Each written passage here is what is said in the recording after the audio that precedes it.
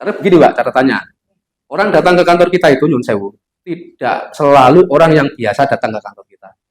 Ada orang yang barangkali seumur hidupnya datang ke KUA misalnya itu hanya 1-2 kali. Kalau mereka datang ke kantor kita kemudian layanannya tidak menyenangkan, boleh jadi kesan tidak menyenangkan itu akan diingat seumur hidup.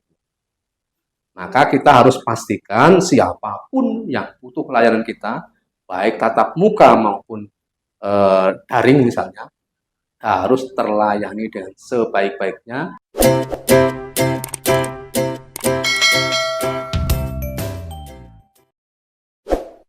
Assalamualaikum warahmatullahi wabarakatuh. Waalaikumsalam warahmatullahi wabarakatuh. Halo sahabat religi KUA Kecamatan Sedan, jumpa lagi dalam acara obrolan gayeng KUA Kecamatan Sedan, Kabupaten Rembang. Sudah hadir bersama kita Bapak Muhammad Huson, SAG MBDI. Salam Bapak. Nah, nanti kita akan berbincang-bincang ya lebih lanjut tentang revitalisasi KUA dan transformasi digital di KUA tentunya ya. Perlu kita ketahui juga, beliau merupakan Kepala Kantor Kementerian Agama Kabupaten Rembang. Di tahun 2023, Kementerian Agama juga mendapatkan Best Digital Nomination ya untuk inovasi digital. Kemudian juga sempat penghargaan tentang tokoh transformasi pelayanan digital dari Menteri kita ya, Gusmen ya. Juga mendapatkan penghargaan transformasi pelayanan digital. Nah, lebih lanjut lagi tentang transformasi digital serta revitalisasi KUA kita bahas tuntas bersama beliau Bapak Huson. Nah, Bapak, ini untuk revitalisasi KUA ya Bapak, ada wacana bahkan berita di sosial media, di TikTok, di Instagram, bahkan banyak sekali di Twitter itu cuitan tentang wacana nikah semua agama itu di KUA. Nah, bagaimana nih Pak tanggapan tentang wacana tersebut ya Pak? Baik, terima kasih Mbak Ismu. Pertama terkait dengan wacana atau bergulirnya wacana layanan pencatatan nikah untuk semua agama di KUA, itu memang digulirkan oleh Gus Menteri kita, Gus Yakut, dan memancing respon yang luar biasa ya dari publik. Ya, tentu kita sebagai aparat Kementerian Agama yang ada di tingkat kabupaten, prinsipnya adalah kita memberikan layanan sesuai dengan apa yang menjadi keputusan Kementerian Agama Republik Indonesia. Nah, pasti layanan-layanan dari Kementerian Agama Republik Indonesia itu berbasis atau berdasar pada regulasi-regulasi yang ada. Jadi, karena pencatatan nikah untuk semua agama di KUA ini saat ini tahapannya baru wacana dan pastinya akan ada proses-proses lanjutan terkait itu.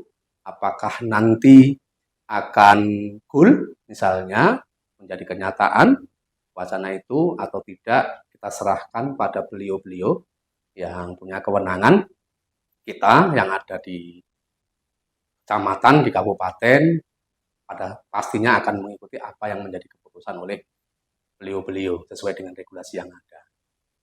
Itu jadi tanggapan kita. Saya kira fokus kita adalah melaksanakan tugas-tugas yang sudah ada di depan mata kita yang juga sangat banyak ini. Urusan wacana itu biarlah nanti ditangani oleh beliau-beliau yang punya kewenangan. Soalnya itu ramai sekali ya, Ya, Bapak ya. luar biasa memang. Perlu diketahui juga nih Bapak Huson ini merupakan penggiat juga ya Pak untuk sosial media ya. Punya YouTube juga, ada YouTube-nya Hikmah Kisah dan Hikmah juga, Sakinah Corner juga. Jadi beliau juga tahu banget nih tentang bagaimana komentar netizen wacana tentang itu tadi ya, nikah semua agama itu di KUA. Oke. Lalu kita lanjut juga mengenai revitalisasi KUA. Nah, Bapak ini before after-nya nih, apa sih yang dirasain dari masyarakat nanti itu sebelum adanya revitalisasi sama sesudah revitalisasi?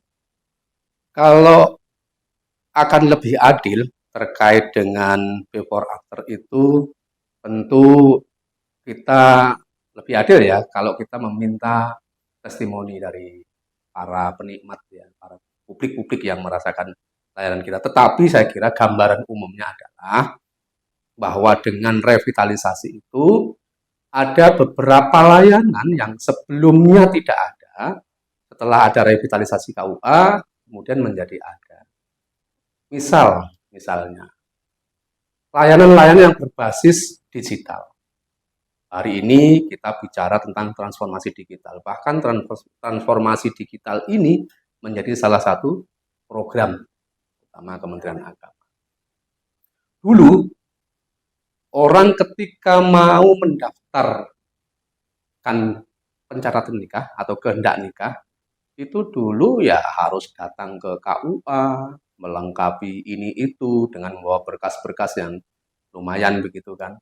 Nah, dengan adanya SIMKAH online, layanan yang berbasis digital itu, calon-calon pengantin bisa mendaftarkan kehendak nikah tidak harus datang ke KUA dengan memanfaatkan aplikasi yang bernama SIMKAH online itu dari rumah atau dari mana begitu. Yang penting ada jaringan internetnya. Kemudian terkait dengan misalnya layanan konsultasi rumah tangga. Kalau dulu orang-orang yang butuh layanan informasi seputar rumah tangga, misalnya ada problem-problem keluarga atau problem-problem seputar keuangan keluarga, misalnya mereka harus datang ke KUA untuk konsultasi dengan para fasilitator yang ada di KUA. Sekarang bisa memanfaatkan jaringan yang bersifat online. Juga layanan-layanan lain yang hari ini hampir semua layanan di Kementerian Agama termasuk di KUA sudah berbasis aplikasi. Wakaf misalnya, itu sudah ada namanya Siwak.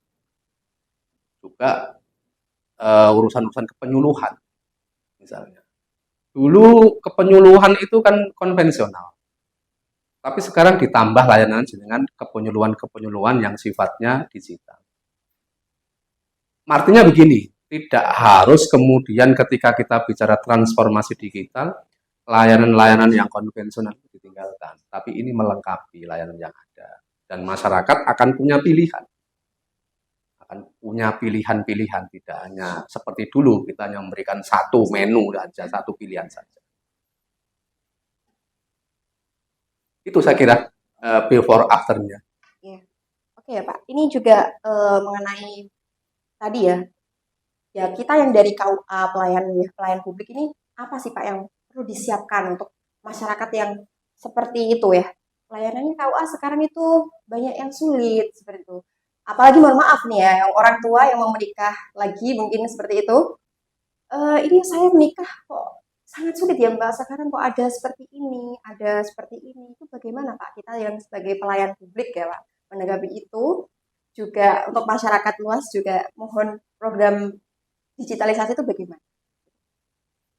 Baik, tadi saya sudah menyampaikan bahwa layanan berbasis digital itu kan melengkapi layanan konvensional yang tatap muka, yang offline gitu ya.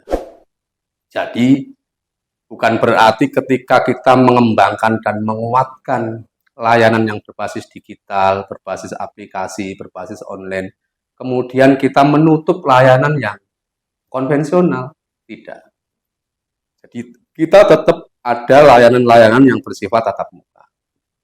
Bagi mereka yang nyaman dengan layanan tatap muka, mereka bisa pilih layanan yang tatap muka. Bagi anak-anak kita, adik-adik kita, kawan-kawan kita yang hari ini mungkin sudah cukup akrab dengan layanan yang berbasis digital, ya mereka bisa manfaatkan layanan itu. Itu yang pertama. Yang kedua, bagaimanapun juga ini eranya era digital. Ini eranya orang hampir semuanya ya itu punya media-media sosial yang berbasis online. Maka mau tidak mau sebagai lembaga pelayanan publik, Kementerian Agama khususnya KUA harus menyikapi situasi itu dengan respon-respon yang cepat. Agar apa? Agar masyarakat nanti ketika butuh layanan kita sudah benar-benar siap dengan kebutuhan mereka. Sehingga mau tidak mau kita butuh menyiapkan berbagai hal. Di antaranya adalah kompetensi SDM kita. Mindset SDM kita, para pegawai kita, dari jajaran yang paling bawah sampai di jajaran pimpinan harusnya mulai mindset di kita. Kompetensi-kompetensi yang harus dikuasai terkait urusan-urusan perinternetan, peraplikasian, paling tidak kita akrab, paling tidak kita kenal sehingga kita bisa memanfaatkan fasilitas-fasilitas yang kita punya itu. Kemudian tentu perangkat-perangkat. Hari ini KUA harus punya jaringan internet yang memadai, apalagi KUA yang ikut dalam program revitalisasi KUA. Tanpa itu tentu kita nggak bisa mengikuti ritme. Masyarakat hari ini di antara kita ini gini, sebagai lembaga layanan publik, itu pasti harus ikhlas ketika dibandingkan dengan lembaga layanan publik yang lain. Layanan publik hari ini hampir semuanya selalu memberikan pilihan-pilihan atau opsi-opsi terkait layanan-layanan yang berbasis digital itu. Maka kalau KUA, Kementerian Agama tidak mengikuti itu, nanti akan ketika dibandingkan dengan layanan publik yang lain, kita akan ketinggalan. Dan ketika kebutuhan publik menuntut seperti itu, ya mau tidak mau, kita harus menjawab tuntutan itu dengan menyiapkan diri. Dan kita percaya dengan program prioritas Kementerian Agama, salah satunya adalah transformasi digital itu adalah untuk menjemput, ya, menyiapkan diri kita, menjemput kemampuan publik terkait kebutuhan-kebutuhan layanan digital itu agar kita benar-benar siap, kita tidak kedodoran begitu. Nah, saya kira berbagai upaya ikhtiar-ikhtiar termasuk melengkapi Sarpras, penguatan SDM sudah dilakukan sebegitu rupa. Kalau kemudian masih ada kekurangan di sana sini, saya kira itu bagian dari dinamika yang ada. Jadi untuk masyarakat yang mau datang ke KUA, nggak perlu ke KUA juga, bisa lah kita pakai digital. Kita mau tanya info tentang apa juga bisa ya Pak. Tadi saya melihat di bawah itu bahkan ada layanan berbasis barcode itu. Bagus sekali. Misalnya orang begini. Kalau dulu orang misalnya kepingin tanya berapa sih jumlah jamaah haji di KUA Sedan, misalnya ya. Dulu kan orang harus datang ke sini, gitu, atau nelpon misalnya, atau minta, atau WA udah belakangan lah, udah pas. Sekarang dengan layanan digital itu berbasis barcode itu, orang tinggal scan barcode-nya, kemudian sudah diarahkan ke sebuah alamat yang itu nanti memuat informasi tentang haji. Kemudian wakaf juga seperti itu. Tetapi sekali lagi, ini bukan berarti bahwa layanan offline tidak dilayani. Tetap orang mau datang ke, kalau nyamannya datang ke KUA, orang-orang tua tadi misalnya, misalnya mau menikah, yang sudah duda misalnya atau janda, orang-orang yang tidak begitu akrab dengan urusan online-onlinean itu misalnya, tetap aja bisa datang ke kantor dengan layanan-layanan yang bersifat tatap muka dan insya Allah akan dilayani seramah mungkin. Karena SDM kita juga kita bekali dengan kemampuan kehumasan ya, bagaimana kita membangun komunikasi yang menyenangkan dengan orang-orang yang datang di tempat kita. Karena kita ingin semua orang yang datang ke kantor kita punya kesan yang baik tentang kantor kita. Karena begini Mbak, catatannya, orang datang ke kantor kita itu nyun sewu, tidak selalu orang yang biasa datang ke kantor kita. Ada orang yang barangkali seumur hidupnya datang ke KUA misalnya itu hanya 1-2 kali. Kalau mereka datang ke kantor kita kemudian layanannya tidak menyenangkan, boleh jadi kesan tidak menyenangkan itu akan diingat seumur hidup. Maka kita harus pastikan siapapun yang butuh layanan kita, baik tatap muka maupun daring misalnya, harus terlayani dengan sebaik-baiknya sehingga mereka akan punya kesan yang baik tentang kita dan itu akan menjadi ingatan beliau-beliau itu mungkin seumur hidup. Kita harus pastikan. Ya Pak ya, jadi nggak perlu khawatir ya untuk KUA ya Pak. Nggak perlu khawatir. Kita meskipun pakai digital juga. Iya, digital oke, tatap muka oke, kita paketnya lengkap. Nah itu lengkap intinya. sekali. Ya. Oke, daripada kita panjang lebar ya, nanti kita cukupkan ya Pak untuk obrolan gayeng KUA Sedan. Kita nantikan juga episode-episode lainnya dari obrolan gayeng KUA Sedan. Saya terima kasih sekali untuk Bapak Muhson yang sudah berkenan hadir dan mengisi untuk pelayanan revitalisasi KUA. Terima kasih sekali Bapak Muhson. Sama-sama, saya juga terima kasih diberi kesempatan untuk bisa hadir di sini ya, berbagi Ya sekelumit informasi sebenarnya, karena informasi yang belum tersampaikan sudah cukup banyak. Tapi intinya saya kira secara garis besar sudah kita sampaikan. Terima kasih. Oke, sekian dari obrolan Gayeng untuk episode hari ini. Jangan lupa like, subscribe, apalagi komen yang positif. Wassalamualaikum warahmatullahi wabarakatuh. Waalaikumsalam warahmatullahi wabarakatuh.